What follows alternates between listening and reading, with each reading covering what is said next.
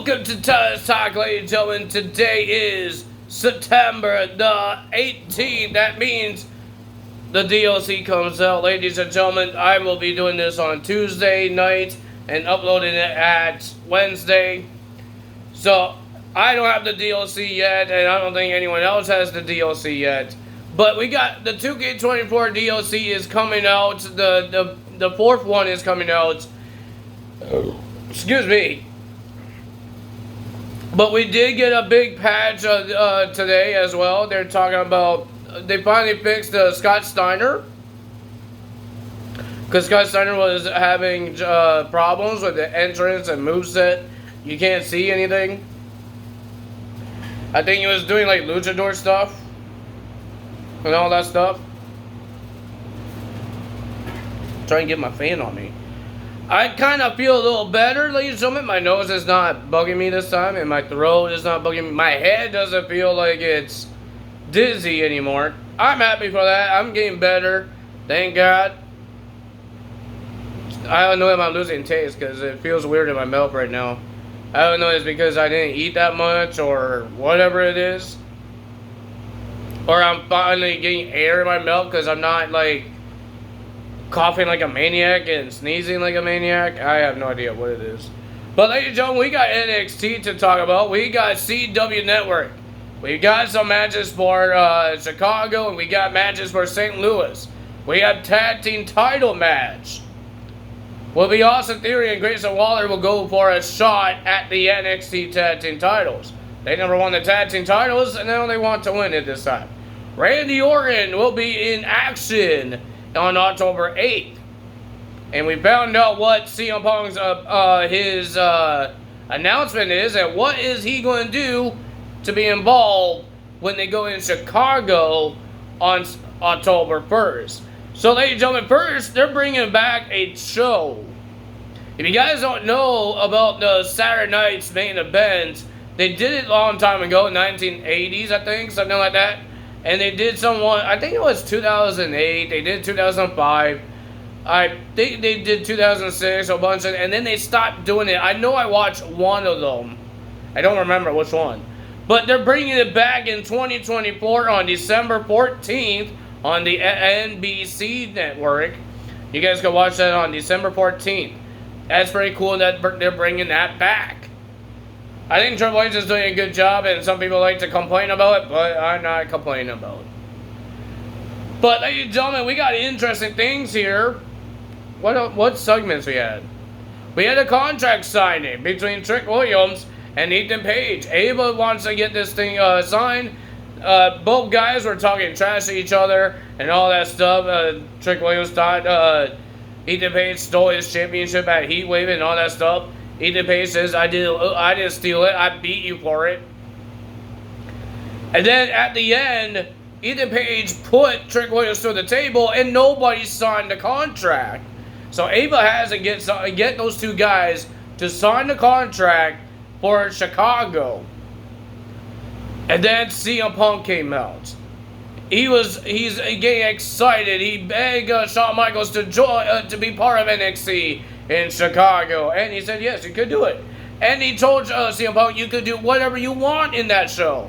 I guess that's not a good thing. But CM Punk was about to announce his announcement until he got interrupted by Roxanne Perez.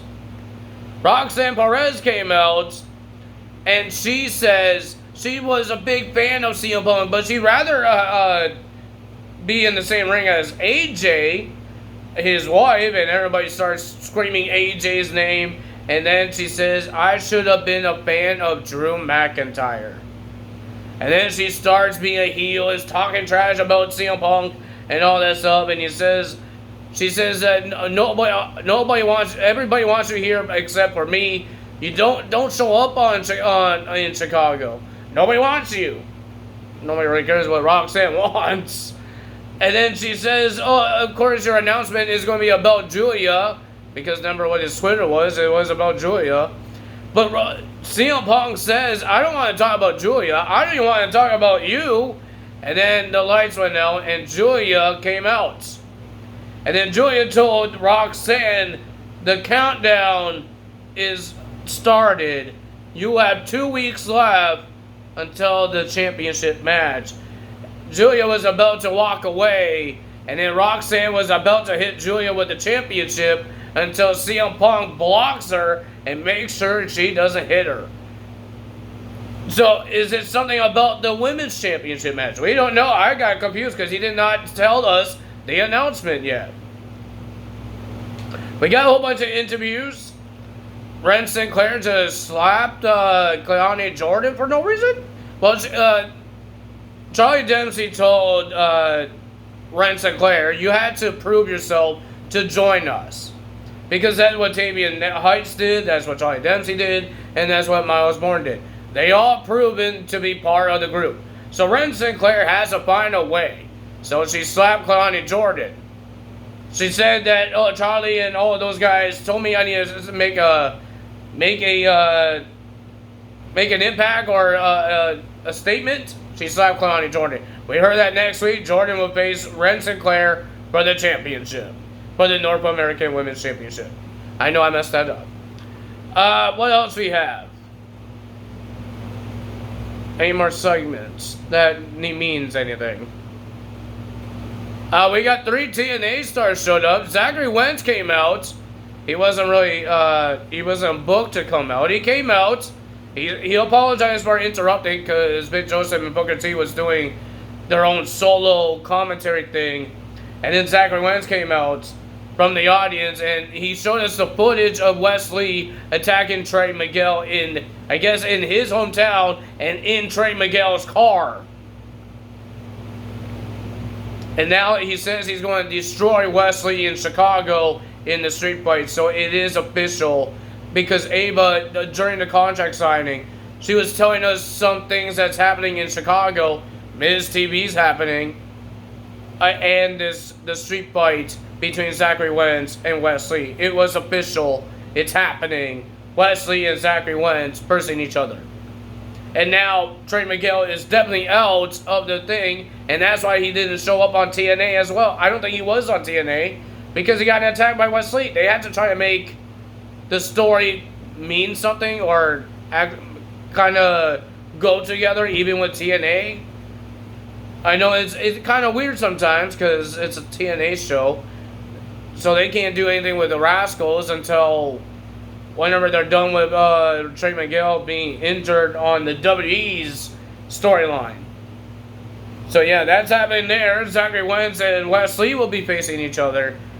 We got more interviews. We got Lola Bliss heard what Fatal Influence has to say. I don't really care for them. They're just jobbers. They're just jobbers. They think they're going to beat Kalani Jordan. They're going to beat Jada Parker. They're going to beat Lola Bliss. They haven't beaten anyone. Jasmine Nix is not the best wrestler. I'll tell you guys more about it when we get to the match between Lola Bliss and JC Jane. Because I had to smile about it. And I had to laugh about it too. Because it was, they say they're professionals. Nobody's better than the Fatal Influence. But I will tell you guys more about it when we get to the match. I think that's it of the interviews here and the segments. We have our last segment to find out will they sign the contract. That's at the end of the show.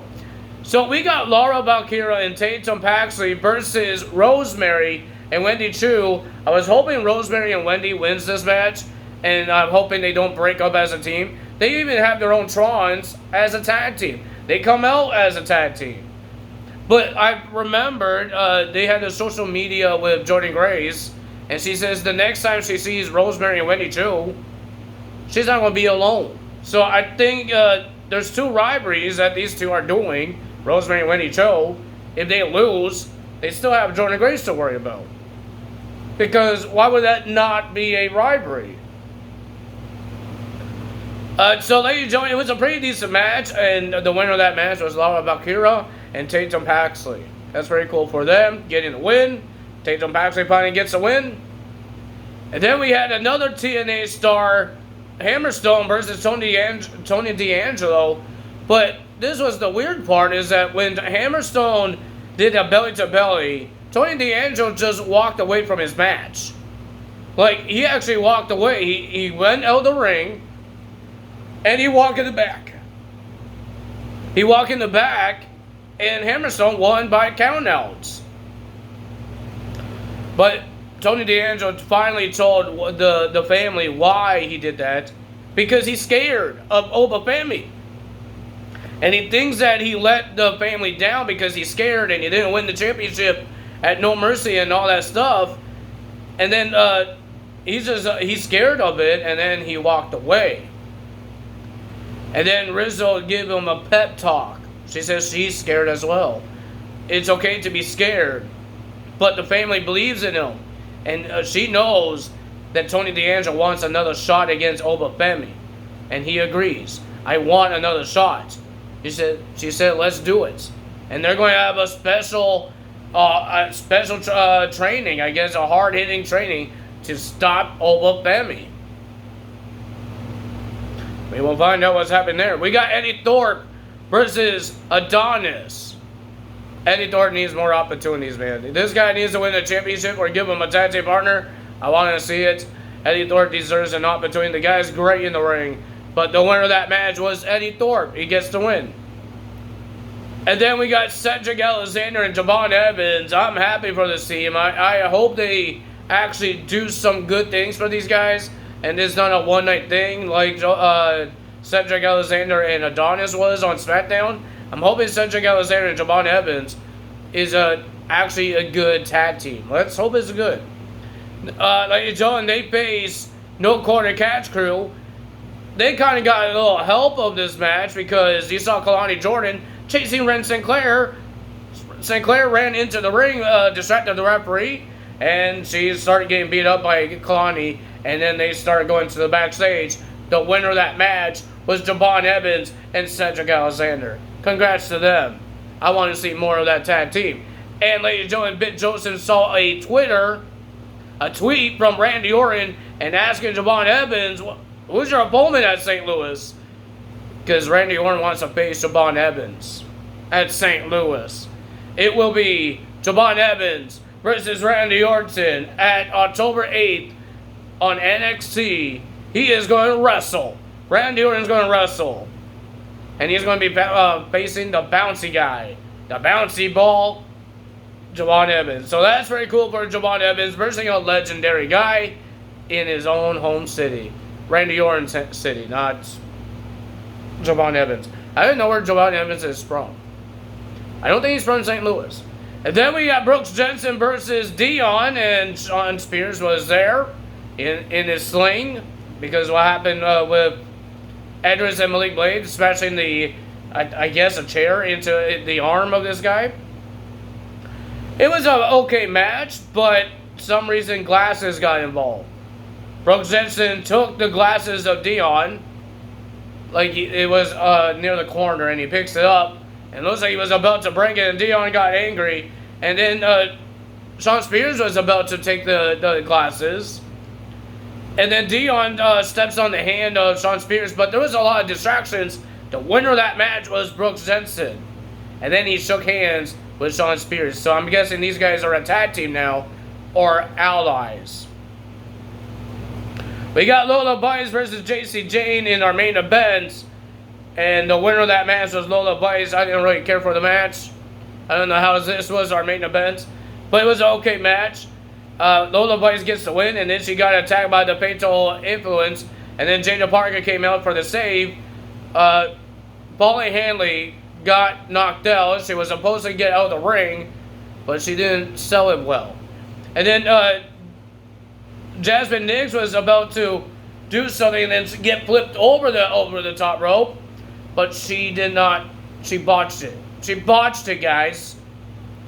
And then Jada Parker and Lola Bice start arguing because Lola Bice says, "You didn't want my help. I don't want your help." And then they start arguing, and there's referees and security guards stopping them. Well, ladies and gentlemen, some basketball player, I just don't know why he was there. And why Ava couldn't get this thing done. So this Tyrese guy from this basketball, he brought his basketball team, friends. They didn't do anything. And I think he will get more destroyed if he try to get in the face of Trick Williams or Ethan Page. And I don't think his basketball friends will do anything to help him. So I don't know what's the point of that. So he got the contract signed. Trick Williams came out. He had some things to say, trying to hype up this Tyrese guy. I guess Orlando didn't like this guy. He signed the contract, and then Ethan Page came out, started blabbing, giving this guy an out because he put him through a table, saying you don't have to sign this contract now because you're hurt. But he says you want to force me to do this contract? I will do it. He signs the contract, and then Tyrese says, now it's time for you, Trick, to whoop that Trick. And then he stops Trick Williams to whoop that Trick. And he says, hit the music. CM Punk comes out. And he says this match is so special. It's not about the NXT Championship, blah, blah, blah.